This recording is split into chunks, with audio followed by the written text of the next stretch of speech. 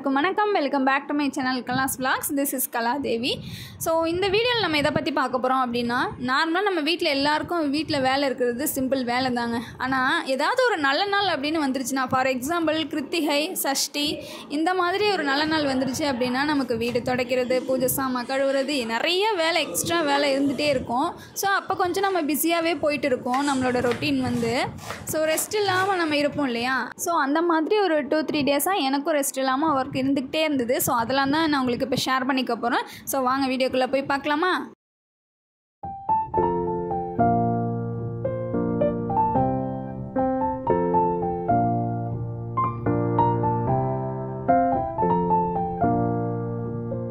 இன்றைக்கி பார்த்தீங்கன்னா அத்தை வெளியில் போயிருக்காங்க. ஸோ நான் தான் வீடை வந்து மேனேஜ் பண்ணிக்கணும்.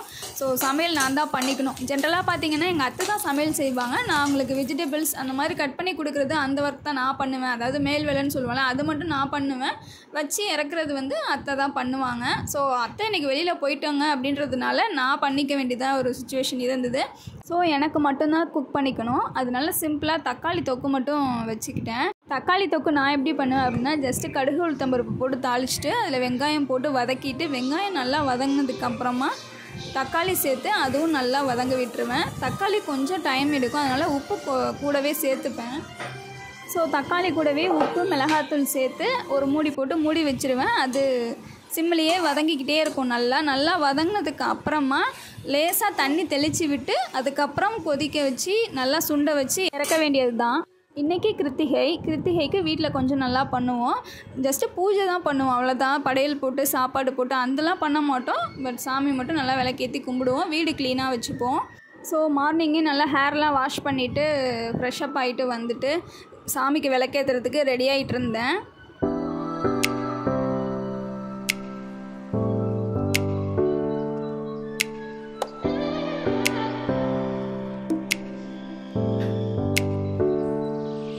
பூஜா வெசல்ஸ்லாம் க்ளீன் பண்ணி ரெடியாக இருக்குது. மஞ்சள் குங்குமம்லாம் வச்சு ஸோ சாமிக்கு இப்போ பூ தான் வைக்கணும். பூ வந்து மல்லிகைப்பூ ஒரு 4 முழம் வச்சுருக்கோம். அண்டு பன்னீர் ரோஸ் சொல்லுவாங்க இல்லையா, அது வந்து ஒரு பேக்கெட் 10 ரூபா, அப்படி இல்லைனா 20 ரூபா பேக்கெட் வாங்கி வச்சுருக்காங்க. ஸோ அதுதான் இப்போ வைக்கணும். சாமிக்கு பன்னீர் பூ வச்சோம் அப்படின்னு வச்சுக்கோங்களேன், அந்த பூஜா ரூம்குள்ளே நீங்கள் என்டர் ஆனீங்க அப்படின்னாலே ஃபுல்லாக ஸ்மெல்லு, சூப்பர் ஸ்மெல் வரும். நார்மல் ரோஸ், அந்த பெங்களூர் ரோஸ் அதெல்லாம் சொல்கிறாங்க இல்லையா, அதெல்லாம் பட்டன் ரோஸு அதெல்லாம் வைக்கிறத விட்டுட்டு பன்னீர் ரோஸ் வச்சிங்க அப்படின்னா பூஜை ரூம் ஃபுல்லாகவே நல்ல ஒரு ஸ்மெல்லோடு இருக்கும், சூப்பராக இருக்கும். நீங்கள் என்டர் ஆகும்போதே உங்களுக்கு ஒரு குட் வைப்ஸ் கிடைக்கும்.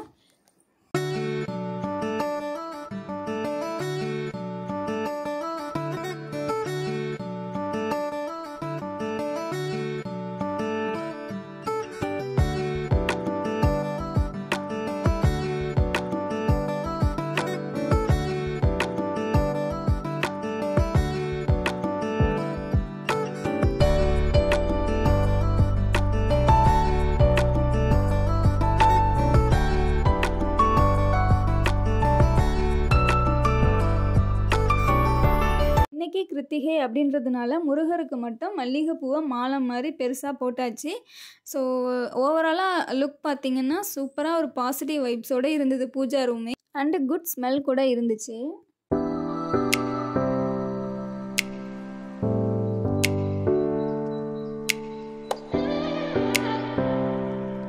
சாமி கும்பிட்டு முடித்தோடனே நேராக துணி மடிக்கிறதுக்கு தான் வருவேன். ஸோ எங்கள் வீட்டில் துணி பார்த்திங்கன்னா நிறையா சேருங்க. அதனால் துணியை வந்து நான் எப்போயுமே சேர்த்து வைக்கவே மாட்டேன். நம்ம சேர்த்து வச்சிட்டோம் அப்படின்னு வச்சுக்கோங்களேன், ரொம்ப பெருசாகிடும். அது ஒரு ஸ்ட்ரெஸ் ஆகிடும் நமக்கு, துணி மடிக்கலையேன்னு சொல்லிட்டு. ஸோ அதுக்கெலாம் நான் இடம் கொடுக்கவே மாட்டேன். துணியை மட்டும் கரெக்டாக அந்தந்த நாளைக்கு நம்ம துவைக்கிறத மடிச்சிருவோம். ஏன்னா எங்கள் வீட்டில் 4 பேர் அப்படின்றதுனால, எல்லோரும் வேலைக்கும் போகிறதுனால, ஸோ அவங்க துணியை நம்ம ரெகுலராக துவைச்சிட்டோம் அப்படின்னா தான் நமக்கு துணி சேராது. இல்லைன்னா எனக்கு ரொம்ப கஷ்டமாயிடும். ஸோ துணியை வந்து மடிச்சிட்டேன். இன்றைக்கி கிருத்திகை அப்படின்றதுனால மார்னிங்கே சாம்பார் வச்சுட்டாங்க அத்தை. ஸோ இன்றைக்கி கிருத்திகை அப்படி இல்லாமல் நார்மல் டேவாக இருந்தது அப்படின்னா நம்ம நான்வெஜ்ஜே எடுத்திருப்போம். ஏன்னா புதன் அண்டு ஞாயிற்றுக்கிழமை மட்டும்தான் எங்கள் வீட்டில் நான்வெஜ் செய்வோம். ஸோ அந்த டே வந்து நல்ல நாள் வந்துடுச்சு அப்படின்னா நாங்கள் அதுலேயும் பண்ண மாட்டோம். சாம்பார் மார்னிங் வச்சதே நிறைய மீதி இருந்தது. ஸோ அதே டின்னருக்கு டிஃபனுக்கு வச்சுக்கலாம் அப்படின்னு சொல்லி எடுத்து சூடு பண்ணி வச்சிட்டேன். ஆனால் என் ஹஸ்பண்ட் பார்த்திங்கன்னா சாம்பார் அவங்களுக்கு பிடிக்கும். பட் 3 வேளையும் அதே சாப்பிடணும் அப்படின்னு சொன்னால் அவங்களுக்கு பிடிக்காது. ஸோ அவங்களுக்காகவே நான் சட்னி ஒன்று தேங்காய் சட்னி பண்ணேன். அது 2மே சேர்த்து சாப்பிட்டா நல்லாயிருக்கும் அப்படின்னு சொல்லிட்டு. ஸோ அது இருந்ததுன்னா அவங்க ஓகேன்னு சொல்லிடுவாங்க. என் தலைக்கு வந்து எண்ணெய் வச்சு 2-3 நாளாக ஆச்சு. ஸோ தலை பார்த்திங்கன்னா ரொம்ப ஃப்ரிஸியாக இருந்தது. பார்க்குறதுக்கே ஏதோ ஒரு குருவிக்கூடு மாதிரியே இருந்தது. அதனால தலைக்கு ஃபுல்லாக ஃபஸ்ட்டு எண்ணெய் வச்சு நல்லா அதை செட் பண்ணி ஒரு கிளிப் போட்டால் தான் எனக்கு ஒரு நிம்மதியே இருக்கும். அந்த தலை வந்து நமக்கு விரித்து விட்டால் ஒரு மாதிரி கசகசான்னு இருக்க மாதிரி இருக்கும். அது எப்போ நம்ம தூக்கி மேலே சொருகுறோமோ அப்போ தான் ஒரு ஃப்ரீடம் ஃபீல் இருக்கும் நமக்கு. ஃப்ரெஷ்ஷப் ஆகிட்டு வந்துட்டு பிரேக்ஃபாஸ்ட்டு கூடவே ஒரு ஹெல்த்தியான ஃப்ரூட்ஸும் எடுத்துக்கிட்டோம். என்னென்னு பார்த்திங்கன்னா செவ்வாழைப்பழம் இருக்கு இல்லையா, அதுதான். செவ்வாழைப்பழம் வந்து எனக்கு அப்படியே சாப்பிட்ணும், உரித்து சாப்பிட்ணும் அப்படின்னா எனக்கு ஒரு சோம்பேறித்தனம் அப்படின்னு சொல்கிறத விட எனக்கு அது பிடிக்காது. அது ஏதோ ஒரு ஹெவியாக சாப்பிட்ற மாதிரி ஒரு ஃபீல் ஆகும். ஏன்னா அது ஆல்ரெடி பெரிய சைஸில் இருக்கும். இப்போ அதை அப்படியே சாப்பிட்றோம் அப்படின்னா ஒரு ஹெவியாக இருக்கும். அதனால் நான் என்ன பண்ணிட்டேன் அப்படின்னா அதை கட் பண்ணி ரவுண்டாக போட்டு அது கூடவே honey amla and honey fig fruit இருக்கு இல்லையா, 2மே நம்ம சேர்த்து மிக்ஸ் பண்ணி சாப்பிட்டாச்சு. நார்மலாக சாப்பிட்றத விட இந்த மாதிரி பண்ணி சாப்பிட்றது ரொம்ப சூப்பராக இருந்தது. டேஸ்ட்டும் நல்லா இருந்துச்சு அண்டு உள்ளேயும் நல்லாவே இறங்கிடுச்சு. ஸோ இது வந்து ஹெல்த்தியான ஒரு ஸ்நாக்ஸும் கூட.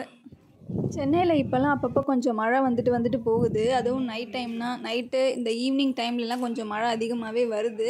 ஸோ அதனால் கொஞ்சம் மழை வர மாதிரி இருக்கே அப்படின்னு சொல்லிட்டு வேகமாக ஓடி போய் துணியெல்லாம் ஃபஸ்ட்டு எடுத்துட்டேன், காஞ்ச துணியெல்லாம். பட் நல்லா காஞ்சிருச்சு. மார்னிங் ஃபுல்லாக வெயில் அடிக்குது அண்டு ஈவினிங் பார்த்திங்கன்னா கொஞ்சம் அப்படியே மழை வர மாதிரி நமக்கு காமிக்குது. அதனால் பயந்துட்டு சீக்கிரமாக போய் துணியெல்லாம் எடுத்துகிட்டு வந்து மடித்து வச்சிட்டேன்.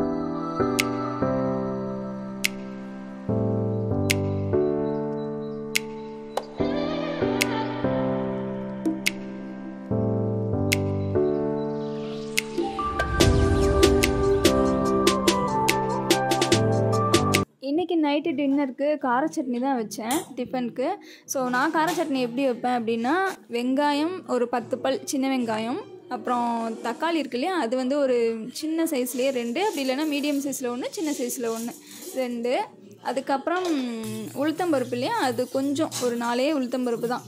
அது புளி, இது எல்லாத்தையும் வதக்கி நல்லா மிக்சியில் போட்டு அரைச்சி எடுத்துட்டிங்க அப்படின்னா சூப்பராக இருக்கும் கார சட்னி. இதுதான் நமக்கு ப்ராசஸ்ஸு.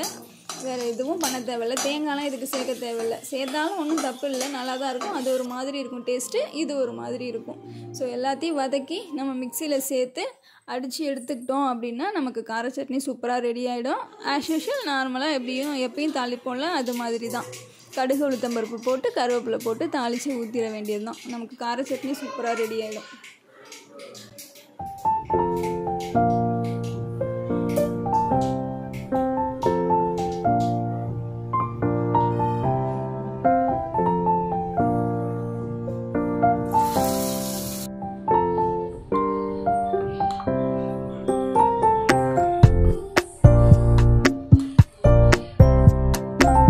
எங்கள் ஃப்ளாட்டில் மேல் வீட்டில் 2 குட்டி பசங்க இருக்காங்க. ஸோ அவங்க ஸ்கூலுக்கு மார்னிங் போயிட்டு லஞ்சுக்கு ஒரு 12:30 போல் விட்டுருவாங்க. ஸோ அவங்க வந்தோடனே எங்களுக்கு கொஞ்சம் ஃபன்னாக போயிட்டுருக்கோம். அந்த டைம் ஃபுல்லாக வந்து கீழே நாங்கள் ஒரு மண் வச்சுருப்போம். அந்த மண்ணில் இவர் நல்லா ஜாலியாக விளையாடிட்டு இருப்பார்.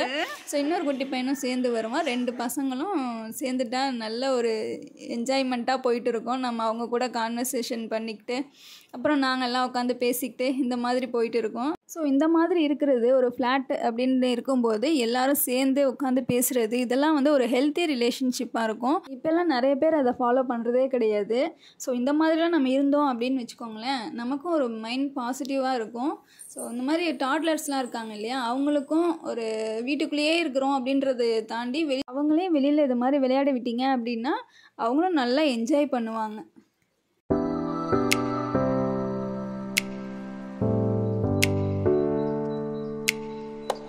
நானும் என் ஹஸ்பண்டும் அவுட்டிங் போய் ரொம்ப நாள் ஆச்சு. ஸோ அதனால் எனக்கு கொஞ்சம் வீட்டில் போர் அடிக்கிற மாதிரி இருந்தது. அதனால் அவங்களையும் வேலையிலேருந்து வந்ததுக்கப்புறம் வாங்க அவுட்டிங் போயிட்டு வரலாம் அப்படின்னு சொல்லி பக்கத்தில் இருக்கிற மாலுக்கு தான் போயிருந்தோம், விஆர் மாலுக்கு போயிருந்தோம்.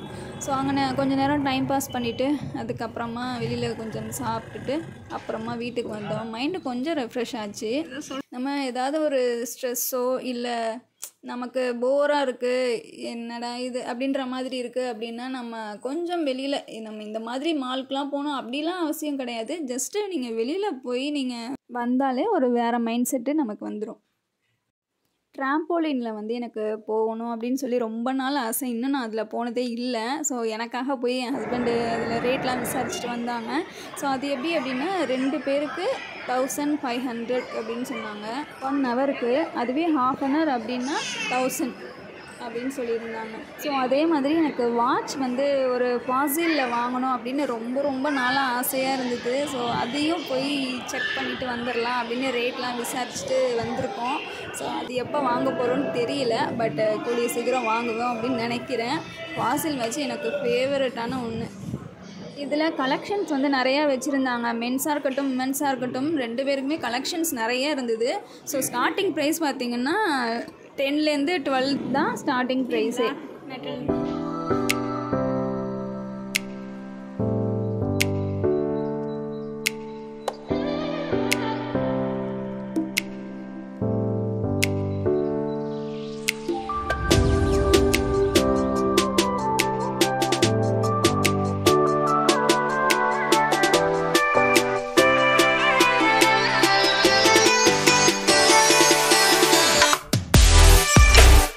ஸோ மால் ஃபுல்லாக சுற்றி பார்த்துட்டு ஒரு 9லேருந்து ஒரு 9:30க்குள்ளே நாங்கள் கிளம்பிட்டோம்.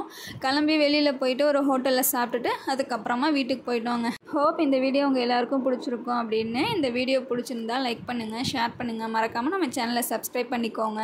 அப்போ தான் நான் போடுற எல்லா வீடியோஸும் உங்களுக்கு நோட்டிஃபிகேஷனில் ரெகுலராக வந்துகிட்டே இருக்கும். தேங்க்யூ.